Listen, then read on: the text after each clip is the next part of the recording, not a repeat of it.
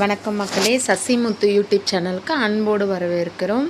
பிடிச்சிருந்துச்சுன்னா லைக் பண்ணுங்கள், ஷேர் பண்ணுங்கள், கமெண்ட் பண்ணுங்கள்.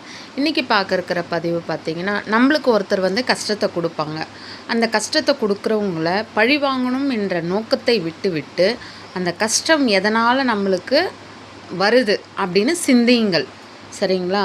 சிந்திச்சு பார்க்கும்பொழுது தான் நம்ம அடுத்த நிலைக்கு, அடுத்த கட்டத்திற்கு நம்ம வெறித்தனமாக முன்னேற முயற்சி எடுப்போம் என்பதே ஒரு உண்மையான கருத்து.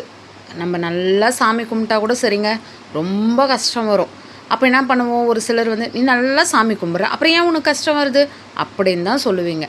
ஆனால் அந்த கஷ்டம் இருந்தால் மட்டுமே நம்ம எப்படி சொல்கிறதுனா விடாமுயற்சியோட